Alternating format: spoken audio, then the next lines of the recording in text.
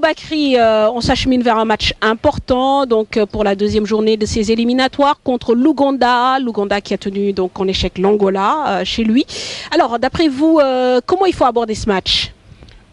À mon avis, en étant encore plus offensif, parce qu'il n'y a pas de. Finalement, on est dans une configuration d'éliminateur qui fait qu'on n'a pas le droit à l'erreur. Et tous les points, tous les buts comptent. Il faut en marquer le maximum qu'on peut, mais en marquer à l'extérieur souvent, parce que dans ces genres de compétition, on se qualifie grâce aux résultats obtenus à l'extérieur. On a la capacité de jouer encore beaucoup plus vite. Et surtout de marquer beaucoup plus de buts. C'est à ce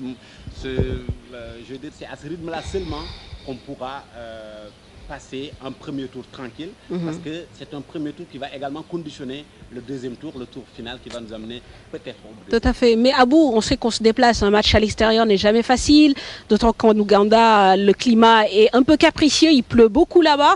Maintenant, est-ce qu'il ne faudrait pas quand même jouer sur l'expérience des joueurs, comme je l'ai dit tout à l'heure, comme Souleymane Camara, Jacques Fati, Dame Doye, peuvent également avoir un apport assez intéressant par rapport à leur expérience. Absolument, moi, comme je dis et je le répète, on a un groupe intéressant. C'est un groupe, voilà, c'est l'ensemble des joueurs qui sont là, qui peuvent faire de bonnes choses, qui peuvent nous valoir de la satisfaction. Maintenant, à mon avis, l'entraîneur a été un peu, je veux dire, enfermé par le succès qu'on a eu contre le Maroc. Et c'est une logique d'entraîneur, hein, mais je ne suis pas entraîneur, mais en général, le conseil est qu'on ne change pas des équipes qui gagnent. On avait fait un excellent match contre le Maroc, on a reconduit le même groupe, on a vu des lacunes avec ce groupe, des améliorations qui nous ont permis de gagner ce match-là. Je pense que désormais, on va être fort des améliorations qu'on a obtenues contre le Libéria pour aborder le match contre l'Ouganda. Donc l'apprentissage continue. À mon avis, le même groupe qui a joué contre le Maroc. Tout à fait, mais un point du nul ne serait pas non plus un mauvais résultat. Même si ce n'est pas souhaitable. D'accord, donc Aboubakry pour la gagne. Alors justement, nous allons faire le tour de l'Afrique et donc faire par la même occasion le point sur la première journée de ces éliminatoires de Coupe du Monde. Belle performance du Ghana, de l'Algérie, de la Tunisie, le Maroc, l'Afrique du Sud, le Togo tenu en échec, le Mali tombe d'entrée. Le point avec Chertidiane Diao. La très grosse surprise de cette première journée de ces éliminatoires est venue de Khartoum. Le champion d'Afrique a raté son entrée en matière. La Zambie d'Hervé Renard s'est fait dévorer dans la mare aux crocodiles à Khartoum. Victoire 2-0 du Soudan. Les Chipolopolo donc sont déjà dos au mur. L'Algérie, absent de la dernière CAN, a régalé dans le groupe G. Victoire 4-0 des partenaires de Riyad Boudbouz face au Rwanda. La Côte d'Ivoire a tenu son rang. Le vice-champion d'Afrique s'est imposé 2-0 face à la Tanzanie avec un but de l'inévitable Didier Drogba. Un autre absent de la CAN 2012 qui est bien entré dans la compétition, il s'agit du Cameroun. Tout de même, victoire difficile des Lions indomptables 1-0 face à la RD Congo à Yaoundé. L'Égypte se reprend bien également avec une victoire nette à domicile 2-0 devant le Mozambique. La victoire du Nigeria 1-0 face à la Namibie à domicile. La Guinée-Conakry qui s'impose à l'extérieur 1-0 à Harare face au Zimbabwe. Le Maroc tenu en échec à Banjul, un but partout par les Scorpions. À noter également la bonne opération de la Tunisie victorieuse de la Guinée équatoriale 3-0. Grosse victoire du Ghana également à Accra 7-0 devant le Lesotho. Et puis le Bénin dans le groupe H qui bat le Mali 1-0. Alors, Aboubakry, désormais on le sait, hein, il n'y a plus de petite équipe depuis notre mésaventure à Bata. Est-ce que vous avez eu un peu à apprécier? C'est nous la petite équipe. Peut-être. Est-ce que vous avez eu un peu à regarder les matchs sur le plan africain, des équipes voilà, qui se sont signalées? Oui, beaucoup de résumés, comme vous dites, il n'y a plus de petites équipes, hein. Des surprises. Moi, je ne m'attarde pas trop sur ce qu'on a peut-être appelé des surprises. Ce qui me réconforte, c'est surtout la recomposition qu'on voit de ces équipes-là, qui avaient perdu la CAN à l'image du Sénégal, qui ont fortement remanié, mais d'autres qui sont restés constants avec les mêmes joueurs quasiment. C'est le cas de la Côte d'Ivoire. Le Maroc qui est quand même en difficulté depuis la CAN et ça n'a pas l'air de s'arranger. D'autant plus que, bon, à la tête de cette équipe, il y a un entraîneur dont on ne sait s'il va rester ou s'il va partir. Il est trop bien payé peut-être. Non. Non, mais c'est vrai que le cas du Maroc commence vraiment à inquiéter. Même si ce n'était pas évident d'aller gagner quand même contre la Gambie. Les joueurs marocains ont vraiment pointé du doigt l'état du terrain. Mais bon, c'est en général le discours traditionnel quand on ne gagne pas contre une équipe supposée plus petite. Et surtout que le Maroc était mené. Le Maroc a dépensé énormément d'énergie pour revenir dans ce match-là. Du peu que j'ai vu de ce match, à mon avis, c'est que la Gambie était vraiment en place face à une équipe marocaine qui se cherche encore, qui n'a pas pu corriger les erreurs qu'ils ont eues contre le Sénégal. Et puis surprise, patatras comme on dit, hein, la Zambie qui se fait battre par le Soudan, 2-0. On rappelle quand même que la Zambie est champion d'Afrique en titre. Oui, ils n'ont pas encore complètement digéré un peu le traumatisme, parce que c'est traumatisant d'être champion d'Afrique finalement. Surtout on ne les attendait pas. Non mais c'est en général ce qui arrive aux champions d'Afrique. Ils démarrent mal la compétition suivante. C'est une petite règle non écrite, mais qui fait que bon, la Zambie doit se réveiller rapidement, parce qu'encore une fois, cette première phase des éliminatoires va conditionner à mon avis la deuxième phase, parce que c'est là où vont se jouer les véritables rencontres qui vont nous mener vers le Brésil. Voilà, Aboubacry, justement, on va se projeter sur le programme de la deuxième journée des éliminatoires de la Coupe du Monde Zone Afrique. On sait que le Sénégal se déplace à Kampala, mais tout de suite une idée beaucoup plus exhaustive de ce qui va se passer sur le continent. À retenir lors de la deuxième journée les affiches suivantes: Zambie-Ghana, un match qui sent déjà la poudre pour les hommes d'Hervé Renard. Guinée-Égypte, deux équipes victorieuses de la première journée vont se disputer le leadership à Conakry. Malawi-Nigeria se jouera à Blantyre. Botswana accueille l'Afrique du Sud. RD-Congo, Togo, Rwanda-Bénin, Libye-Cameroun, Ouganda-Sénégal, Mali-Algérie, Cap-Vert-Tunisie et puis un Maroc-Côte d'Ivoire déjà crucial pour les hommes d'Éric Guéret.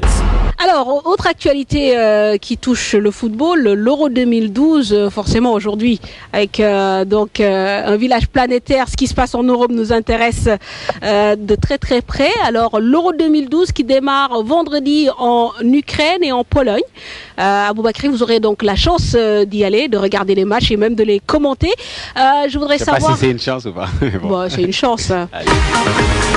Vendredi 8 juin 2012, tous les regards vont se porter vers la Pologne qui s'apprête à faire l'ouverture de l'Euro 2012 contre la Grèce, pays co-organisateur avec l'Ukraine. L'Allemagne s'avance en grande favorite de cet Euro qu'elle n'a plus remporté depuis 1996, date de son dernier titre international. Souvent placée, l'Allemagne n'a jamais été gagnante ces dernières années. Un nouvel échec serait vécu comme un traumatisme outre-Rhin. Aujourd'hui, ce sont Ozil, Götze et Reus qui représentent l'avenir de la Mannschaft et qui devront faire sauter les verrous adverses à l'Euro.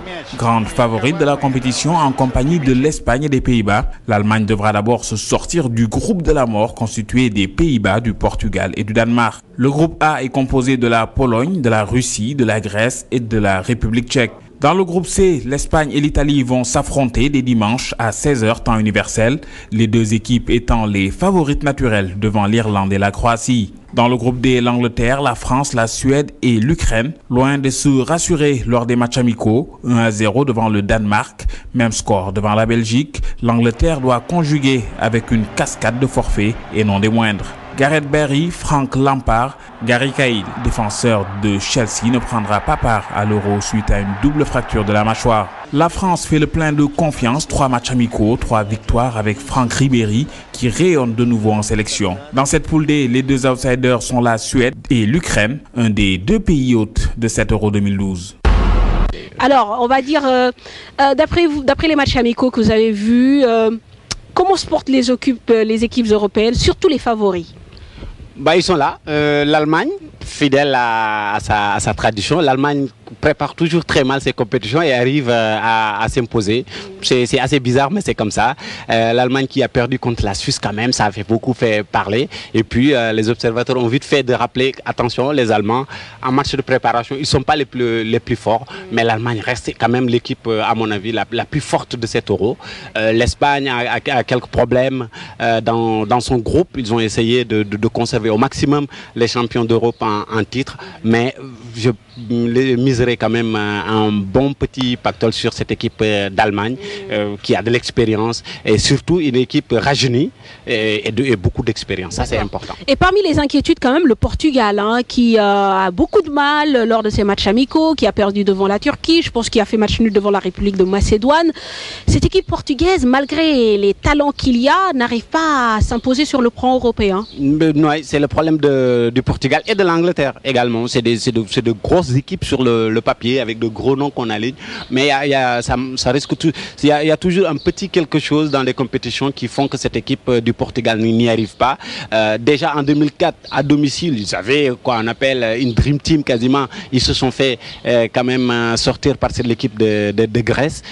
Et cette année, ça risque de ne pas quand même s'améliorer parce qu'ils sont quand même dans un groupe absolument difficile avec l'Allemagne et les Pays-Bas. On ne peut pas parler, on ne peut pas ne pas parler d'un outsider, la France, qui apparemment rassure après ses matchs amicaux contre la Serbie et je ne sais plus lors de son premier match, en tout cas qui a gagné ses 2 matchs amicaux.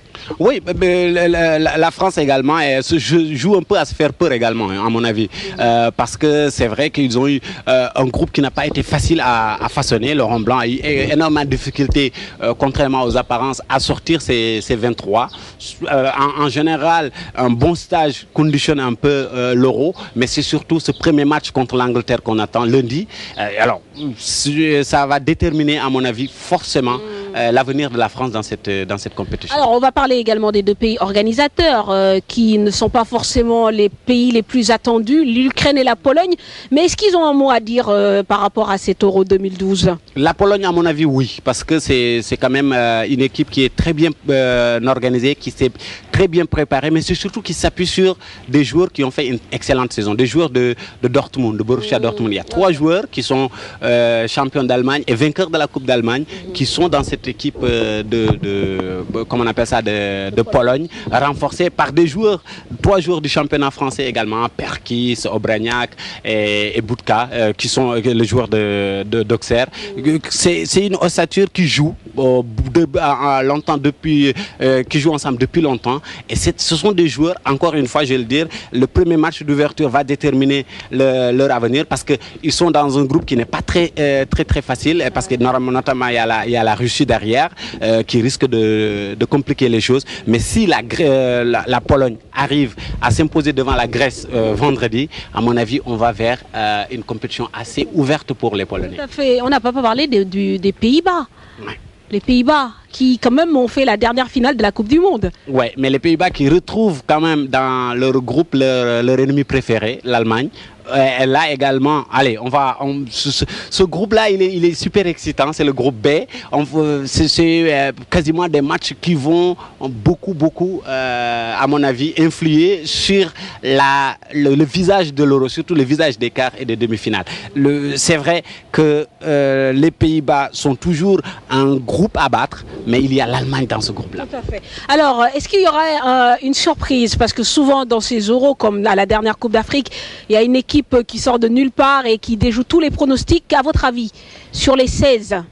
Alors, la surprise pour moi serait soit de la Pologne ou la Russie. Mais encore une fois, la Pologne et la Russie, tout sera déterminé par leur parcours au premier tour. Mais la Russie, oui, il y a beaucoup de talent, il y a beaucoup de vécu, et des joueurs qui ont joué ensemble pendant longtemps. C'est exactement la même chose que cette équipe de Pologne.